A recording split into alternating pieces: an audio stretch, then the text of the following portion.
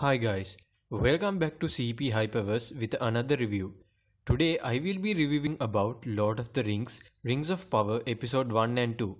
I will be covering all the Easter eggs and big characters in this series, and make sure to subscribe us for every review about this series in every week.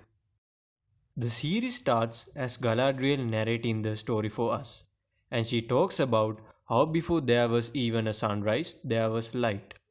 We can see young Galadriel is making a boat and it sails down the river and it opened up as a swan, but the other kids dumped it into the water. After that, we can meet her brother Finrod and he tells Galadriel why a stone sinks because it only sees downwards into the darkness of the riverbed and is tempted by this leading it sink into the bottom. And ship sails because it looks up into the sky. This could be leading how Galadriel quests for revenge. When Illuvator created Arda, it was flat. Eventually, the world twisted into a globe, but in this timeline, it was lit by the two trees. And those were the two golden and silver trees in Valinor. And those trees were destroyed by Morgoth, and legion of elves went to war leaving Valinor to Middle-earth. We can see a sea snake in the map that later Galadriel ends up with a fight with it. And we can see the war in the Middle-earth, and we can see a hellhawk that Ringwraiths used to ride. The war lasted for centuries and it completely destroyed the Middle-earth and countless deaths.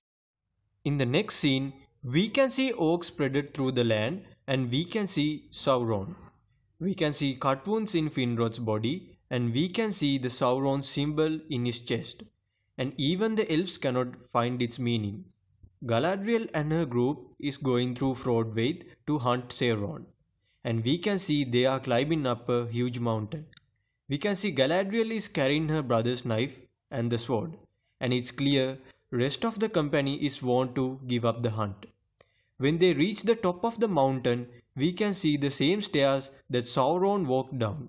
Once again, Galadriel finds a symbol of Sauron. The scene cuts when a snow troll attacks the group and Galadriel kills it.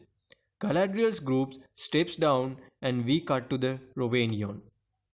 According to the books, Rhovanion is a small area east to Mirkwood. We can see some nomadic hunters walking through the land and the main people on this land are the Harfoots, who were the predecessors of hobbits. In the next scene, we can see Eleanor Brandyfoot, aka Nori, is picking up some berries with her sister and some kids. But this scene is interrupted by a Vogue. As Bilbo in the Lord of the Rings, we can see Nori is also wants to be an adventurous person, but her mother says Rhovanion is safe for them because of their size. The next scene takes place at Lindon, which is the capital of the High Elves, and this was the place Frodo sailed at the return of the king. The undying lands of Valinor were kept in a similar state for eternity, and it was beyond the reach of mortal men. We can see Elrond is relaxing near a tree, and he was not yet the Lord of the Rivendell. Galadriel is told to go to Lindon because she disobeyed King Gil-galad. They said King will forgive her as she sticks to the plan. In the night, we can see some incredible fireworks as in the Bilbo's party in The Lord of the Rings. Galadriel thinks she is leaving her brother's memory when she is leaving. Next, we jump to Southland and we can see Arondir and another scout is going through the village.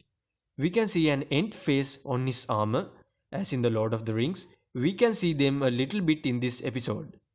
As we can see, Mensa are angry having elves in Southlands.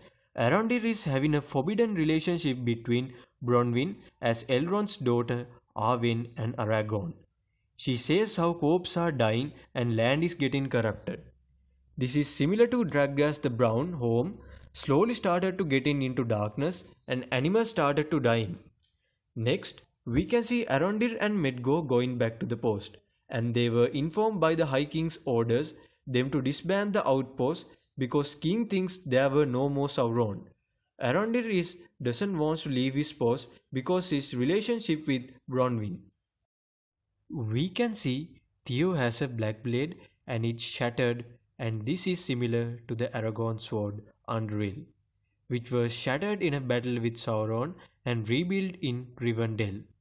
Theo's blade is a Morgul blade as it reformed instead of reappearing, and we can see the Sauron's mark on the black blade, and it could have been forged where Galadriel was found in the mountains. Elrond is assigned to Lord Celebrimor, who was a great elven smith, and they both goes to Eregion, and we can see the Theanos Hammer.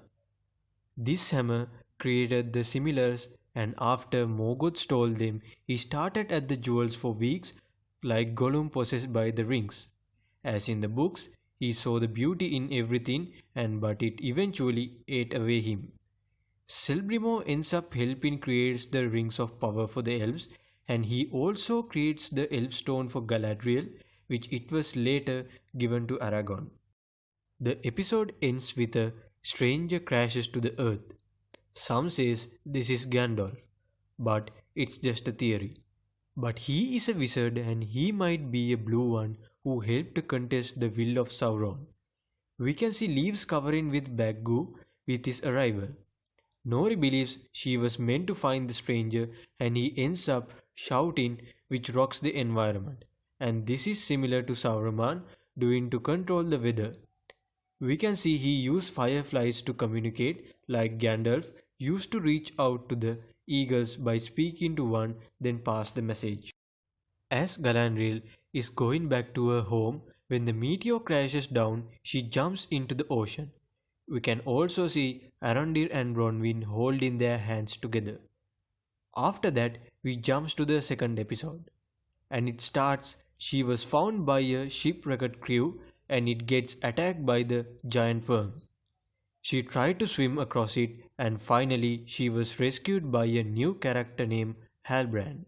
And he says they were chasing from the orcs and Sauron is still working in the Southlands. And that confirmed to Galadriel Sauron is still there. Next, Elrond and Celebrimor goes to Khazad Dûm to give a proposal. And this was the place from the Fellowship ended up racing off against Balrog. They have a guard in the entrance and he doesn't let Elrond in. Elrond challenges Durin to a forfeit and that let him in. We can see Countess goes on smashing rocks and Elrond is eventually become outcasted. At the end, Elrond and Durin talks about their friendship and eventually Durin invites Elrond to his home and he ends up eating dinner. And we meet Disa and his kids. And we can see a sapling from Lindon on Durin's home. At the end, Durin goes and talks to his father whether Elrond knows their secret or not. And they opens up a chest, but we do not know what is it inside. Durin was a still prince, that's the reason he discussed the proposal with his father. And we can see Arondir is digging underground, searching a creature. And we can see he crawls through the tunnels and he was taken to some place which we doesn't know. Sauron likes to torture the people who captured by him. Theo and Bronn is getting attacked by a orc and she kills it. And she showed the head to the men and said that we need to leave this place and go to the Elven Tower.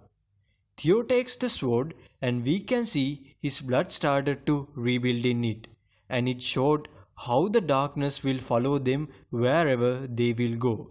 And the episode ends with Galadriel and Haradal surviving the storm. The two episodes were started great and there are a lot more Easter eggs and big characters comes along with the series later on. Hope you love the video and make sure to hit that subscribe and like button and let me know what you thought about the video and the series in the comment section.